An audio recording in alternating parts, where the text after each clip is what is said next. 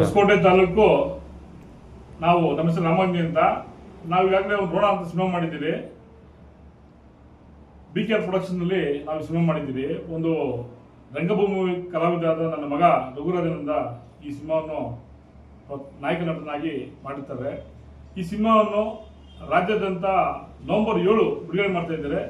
ಆ ನವೆಂಬರ್ 7ನೇ ತಾರೀಕು ದಯವಿಟ್ಟು ನಮ್ಮ ಹಿಂದುಳಿದ ಜನಾಂಗ ವರ್ಗದ ಜನಾಂಗ ಆಗ್ಬೋದು, ಇತರೆ ಸಮಾಜಗಳಾಗ್ಬೋದು ನೋಡಿ.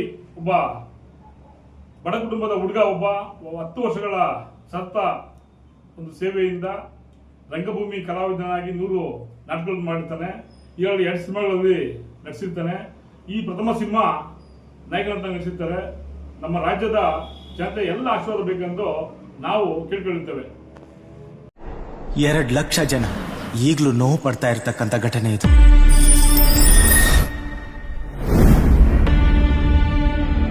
ಈಗಾಗಲೇ 5 ಜನನ ಸಾಯಿಸಿದ್ದೀರಾ. ನೆಕ್ಸ್ಟ್ ಟಾರ್ಗೆಟ್ ನೀವೇ ಅನ್ಸುತ್ತೆ. ನಮ್ದೇನು ತಪ್ಪಿಲ್ಲ ಶಿವು.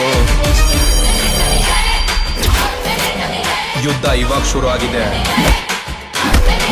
ಅದ್ಯಾವನ್ ಬರ್ತಾನೋ ಬರ್ಲಿ.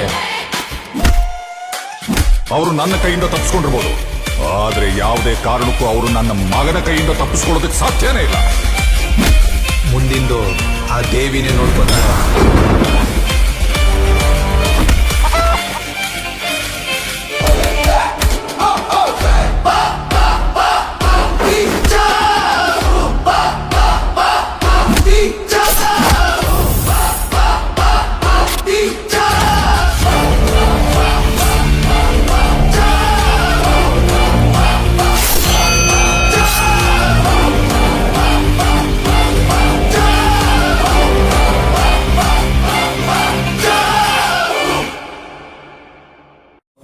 ನಮ್ಮ ಹೆಸರು ಮಂಜುನಾಥ್ ಅಂತ, ಹೊಸಕೋಟೆಯಿಂದ.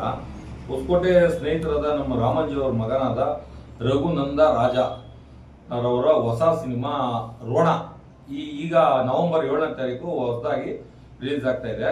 ಈ ಸಿನಿಮಾನ ಎಲ್ಲ ಪ್ರೇಕ್ಷಕರು ಮತ್ತೆ ಕಲಾವಿದರು ಸಿನಿಮಾ ಥಿಯೇಟರ್ ಅಲ್ಲಿ ನೋಡಿ ಅವ್ರಿಗೆ ಆಶೀರ್ವಾದ ಮಾಡಿ ಮತ್ತೆ ಅವ್ರನ್ನ ಪ್ರೋತ್ಸಾಹಿಸಿ ಮತ್ತೆ ಮುಂದೆ ಅವ್ರನ್ನ ಒಳ್ಳೆ ಇದಾಗಂತ ಮೇಲಕ್ಕೆ ಬರೋಂತ ಇದು ಮಾಡಬೇಕಾಗಿ ಎಲ್ರಿಗೂ ನಮ್ಮ ಕಡೆಯಿಂದ ಒಂದು ಮನವಿ.